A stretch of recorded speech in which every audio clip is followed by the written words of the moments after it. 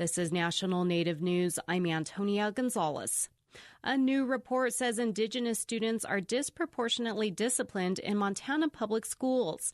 As Olivia Reingold reports, the authors say more support instead of discipline could lead to higher academic achievement rates. Montana public schools are failing to meet their legal obligation to provide an equal education to Native students. According to a report from the American Civil Liberties Union of Montana, it says Indigenous students are more likely to be pulled out of school and referred to law enforcement than their peers. Lori Walker, a social work professor at the University of Montana, helped write the report. She says schools funnel Native students into the criminal justice system, especially when they come from unstable homes. They come to school hungry and tired and therefore a little irritable or cranky when they experience subtle day-to-day racism in the classroom.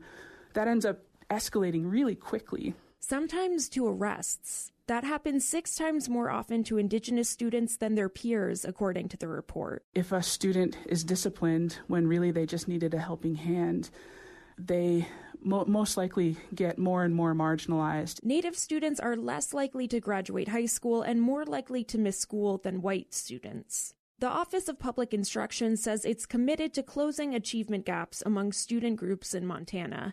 A spokesperson says it's unfortunate that students of color appear to be disciplined at a higher rate because it impacts academic progress. The ACLU report says that to narrow that gap, Montana public schools should limit police presence and discipline that pulls students out of class. It urges campuses to provide better mental health care for students and training for teachers to better manage student behavior. For National Native News, I'm Olivia Reingold. A task force in the Maine state legislature is seeking to revise the legal relationship with tribes through the Maine Indian Claims Settlement Act. Tribes are treated as municipalities rather than sovereign nations. The task force met last week and is expected to present recommendations Friday. Laura Rossbrow-Tellum has more. Tribes currently follow state law except for internal tribal matters, some criminal cases, natural resources, and gaming rights, among other legal areas. Representative Donna Bailey, House co-chair of the task force, explains the reasoning behind the potential legal changes. What the tribes have really asked for us to look at is to try to bring their status in line with general federal Indian law. The law was first enacted by Congress in 1980 to settle a legal dispute between the tribal nations and the state of Maine. The act also limits how federal legislation can benefit tribes in Maine. There have been numerous court cases between Maine's Native Americans and the state since the Claims Act was passed. Bailey says legal changes could help repair this historic animosity. I'm hoping that most of our recommendations will become law and that this will kind of restart the relationship between the tribes and the state. It's been stuck since 1980.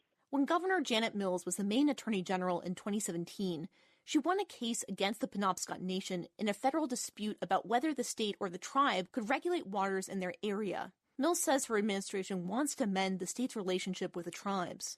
I'm Laura Rossbrow-Tellum. The state of New Mexico's Missing and Murdered Indigenous Women Task Force is holding a meeting Thursday in the community of Gallup. The task force held its first meeting in Albuquerque in November. Members are gathering input and will provide recommendations to state officials and policymakers. I'm Antonia Gonzalez.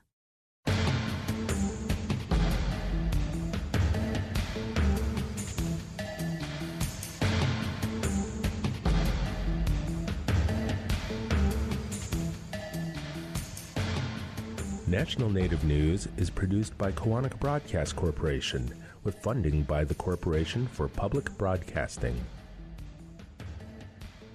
Support by Ramona Farms, offering wholesome and delicious foods from our heirloom crops as our contribution to a better diet for the benefit of all people.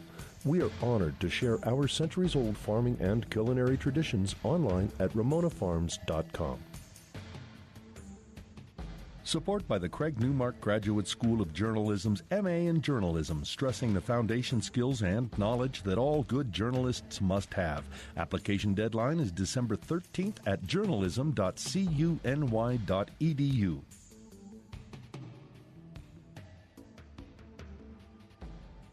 Native Voice One, the Native American Radio Network.